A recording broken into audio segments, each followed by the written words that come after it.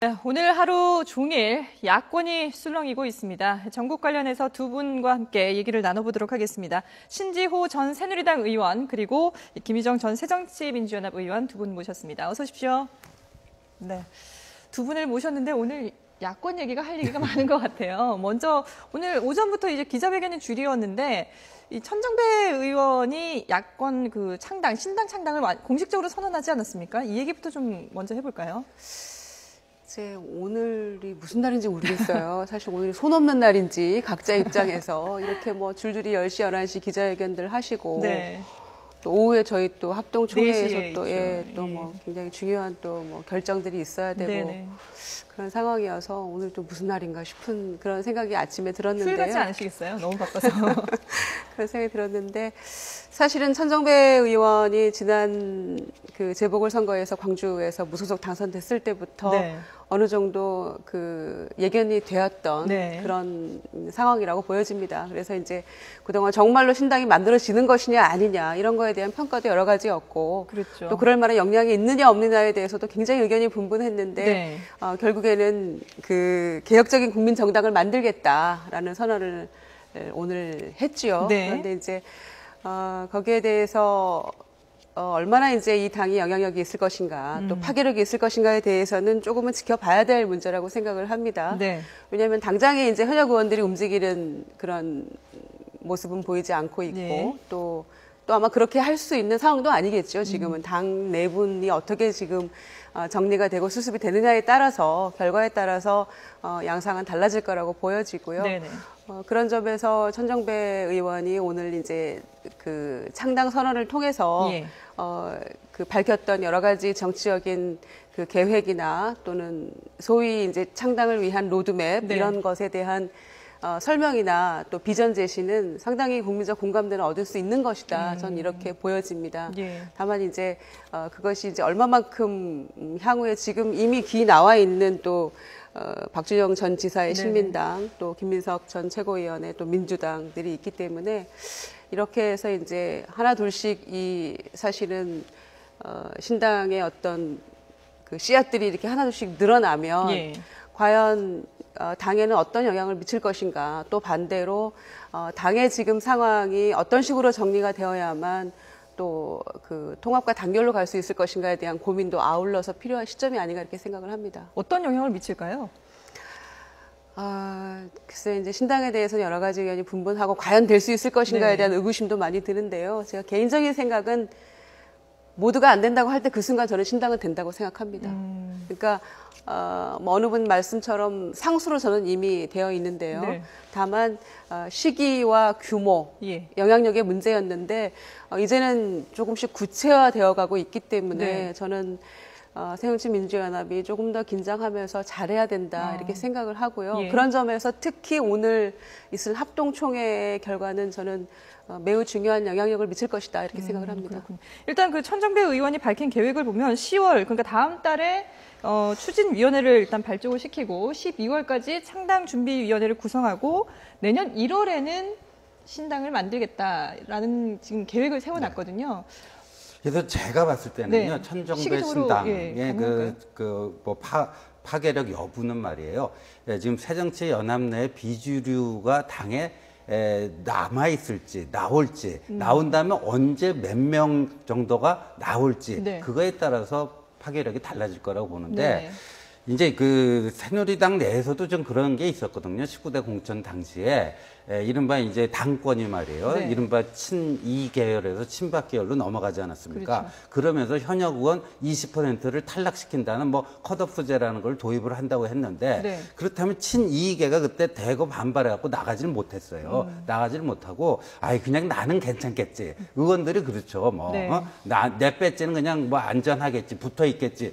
그러고 있다가 나중에 다 당했는데 당하고 나서 보니까 그때는 이미 늦었어요. 뭐 그러니까 지금 새정치연합이 또 뭐 그거대로 그렇게 되지는 않겠지만요. 네. 이른바 그 비주류 계열이 이 문재인 체제 하에서 자기 내년 공천이 어떻게 될지에 대해서 네. 좀 빠른 판단을 내두고 빨리 뭐 이렇게 거사를 도모하면은 이 신당의 파괴력이 좀 있을 수 있겠는데 시기가 늦어지고 뭐 타이밍을 놓치고 하면요. 예. 의외로 이게 신당의 파괴력이 그다지 크지 않을 수도 있다고 된다고 생각합니다. 현역 의원이 얼마나 동참하느냐에 따라서 달라질 아이, 거라는 물론요. 말씀이신데, 네, 네. 근데 그 천정배 의원 같은 경우는 뭐 개혁적인 가치를 공유하면 여야를 막론하고 뭐 현역에 있는 정치인들도 누구든지 받을 수 있다라고 얘기를 했거든요. 그러면 그 가치 공유에 여당은 전혀 관계가 그러니까 뭐 없다고 이제 볼수 유승민 있나요? 의원이 많이 얘기가 되잖아요. 네. 그리고 지난번 대통령이 대구 가셨는데 대구 현역 의원들 의원 못 만났죠. 12명 아무도 예. 안 부르고 그러니까 유승민 의원뿐만 아니라 그 유승민하고 친하게 지낸 대구 의원들이 다 사실상 이렇게 파문당한 거 아니냐 네. 그런 얘기가 나오니까 이제 천정배 의원이 유승민 의원이 와줬으면 딱 모양새도 좋고요. 어떤 뭐 유승민 의원은 뭐 개혁적 보수 뭐 아이콘처럼 돼 있지 않습니까? 그러니까 개혁 국민정당을 만드는 데 있어서 뭐랄까 보수 진보가 좀 함께 어우러지는 그 통합적 이미지를 살리는데 필요하기 때문에 유승민 의원을 얘기할 수는 있겠지만 네. 제가 봐서는 유승민 의원 안 갑니다. 여당에서는 나갈 전혀 의원이 갈 없다고 리가 보시는군요. 없어요. 그러니까 그 유승민 의원이 분명히 얘기했잖아요. 살아도 새누리당 내에서 살고 죽어도 이 당 내에서 죽겠다라고 벌써 선언을 했기 때문에 네. 이쪽 당으로 갈 가능성 거의 없습니다. 네. 그 점은 저도 동감인데요. 네. 소위 유승민 파동 이후에 박근혜 대통령의 이제 그 대구 그 시장 방문. 네. 그래서 뭐 거의 뭐 아이돌 스타 같은 그런 환영을 받으시던데, 그때 이제 청와대 뭐 비서진들, 대구 주신들 뭐 다양한 뭐 함의를 가지고 있다, 뭐 평가가 분분했었죠. 네. 그 이제 수행 그 비서진들과 함께 이제 대구를 방문했을 때, 정말 그 시쳇말로 상당히 뒤끝 있으시구나, 뭐 이런 생각도 했습니다. 그런데 그럼에도 불구하고 저는 유승민 전 대표가 이 신당에 합류할 가능성은 저는 거의 없다고 생각을 합니다. 예. 그리고 대구 유권자들이 그렇게 만만하다고 생각해서는 안 된다고 봅니다. 그 지금 현재 대구 그 의원들 중에서도 영향 있는 분들도 많고요. 특히 뭐 유승민 전 대표를 포함해서 저는 뭐 열심히 일할 수 있는 분들은 그대로 또 일을 하고 유권자들이 또 아무리 대통령이 대구 경북에 그 지니고 있는 상징성과 영향력이 네. 지대하다고 해도 그것도 청와대에서 특히 또 그건 아니라고 또 뭐 특별히 그거에 대해서 뭐 시인하지도 않았기 때문에 네. 저는 뭐 그럴 가능성은 별로 없다고 보여지고요. 더불어서 유승민 전 대표도 대구에서 그 지역에서 본인의 어떤 정치적 역량을 더욱더 이런 어려운 상황 네. 속에서 키워가는 것이 정치적으로 그 더 성장하는 어떤 계기를 마련할 수 있을 것이다 이렇게 생각합니다. 그러면 일단 뭐 두 분 다 여당에서는 합류하는 의원이 없을 것이다 이렇게 가능성을 낮게 그 보셨는데 마땅한 인물이 없네요.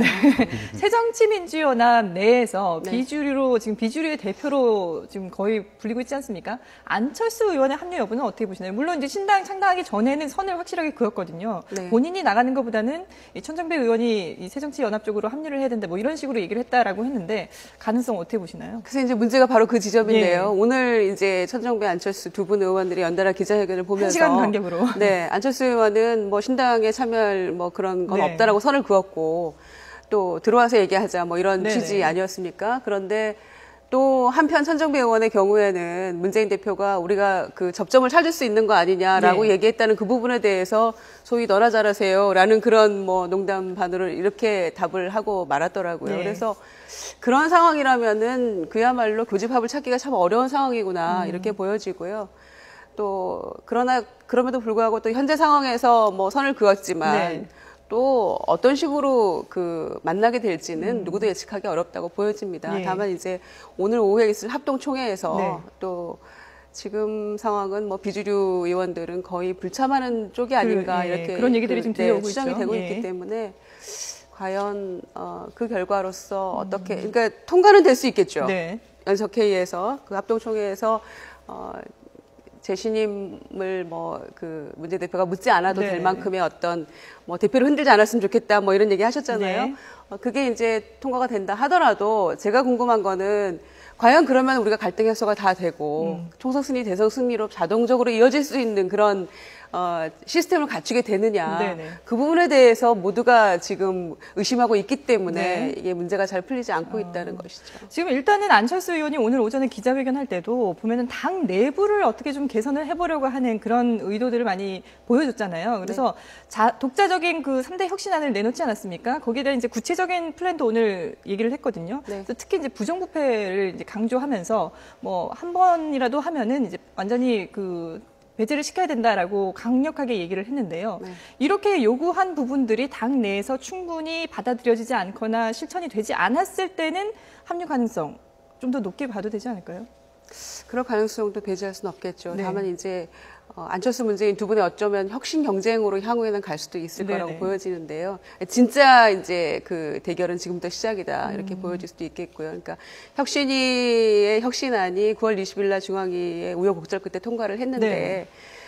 그것은 혁신 아니었고요. 그 내용의 뭐 그 호불호나 내용이 좋고 나쁨을 떠나서 앞으로 필요한 것은 문재인 대표가 본인의 비전을 보여주는 것이 저는 굉장히 중요하다고 생각합니다. 네. 그러니까 혁신안과 달리 이 대표로서의 어떤 리더십의 부재에 대해서 모두가 신뢰하지 못하는 부분이 있고 예. 또 책임지지 않는 그런 부분에 대해서 이제 비주류의 여러 가지 불만과 비판이 여태 있어 왔던 네네. 것인데 거기에 대해서 지금 재심을 뭐 묻건 묻지 않건 어떤 식으로 가든지 간에 그 당 대표로서 문재인 대표가 보여주어야 할 본인만의 어떤 비전과 향후 어떻게 하겠다라는 그런 것들이 조금 아울러 보여줘야 된다고 생각을 네. 하는데요.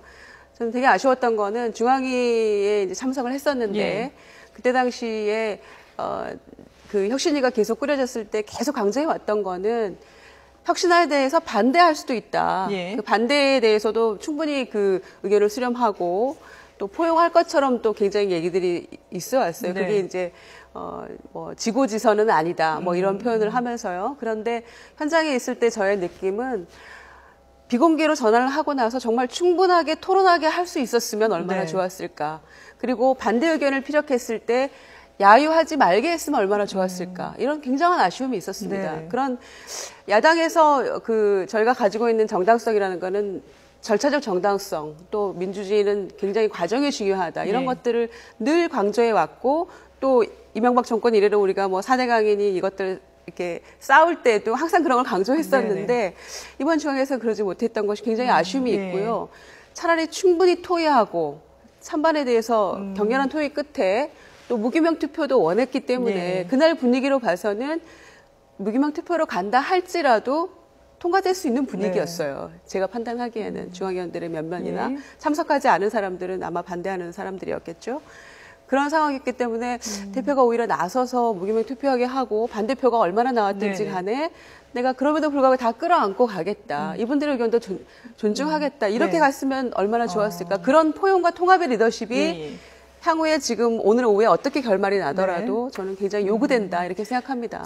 내부적으로 소통이 좀 더 필요했다라는 말씀을 해주셨는데 지금 뭐 이렇게 새정치민주연합 내에서 내분으로 상당히 지금 뭐 시끄럽지 않습니까? 이걸 보는 여당에서는 이걸 또 그렇다고 남일로만 치부할 수는 없는 상황인 것 같은데요. 그러니까 이런 건데요. 예. 뭉치면 살고 뭐 흩어지면 죽는다. 우리가 다 아는 얘기인데 지금 네. 야당이 지금 집안 싸움 때문에 이렇게 막 분열하고 있지 네. 않습니까? 그러면 여당은 또 통 크게 합치면은 이른바 뭐 여당 내는 또 친박 비박이 있지 않습니까? 네. 통 크게 합치면은 오히려 상대적으로 훨씬 여유 있게 야당을 리드해 갈 수 있는데 네. 정치란 건 참 묘한 게 말이에요. 야권이 저러니까 우리도 조금 집안 싸움 해도 되겠구나 하는 오히려 그런 유혹을 주고 있는 거예요. 그러니까 최근 이제 윤상현 정무특보의 그 김무성 대표를 겨냥한 듯한 네네. 발언 역시 야당이 저렇게 지리멸렬하고 있으니까 우리끼리 좀 집안 싸움 해가지고 좌파의 어떤 지분 내지 세력을 좀 키워보자 하는 네.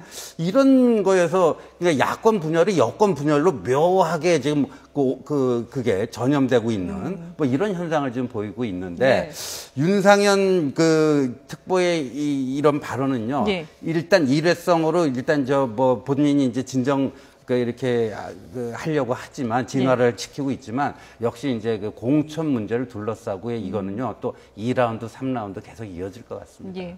뭐 어쨌든 여든 야든 지금 그 내년 총선 때문에 뭐 서로의 그 이익을 좀 따지다 보니까 이런 갈등들이 더 좀 많이 나오는 게 아닌가 싶고요. 오후 4시에 그 새정치민주연합 확동총회 결과도 좀 한번 지켜보도록 하겠습니다. 네, 지금까지 신지호 전 새누리당 의원, 김유정 전 새정치연합 의원 두 분과 함께 얘기 나눠봤습니다. 두 분 고맙습니다.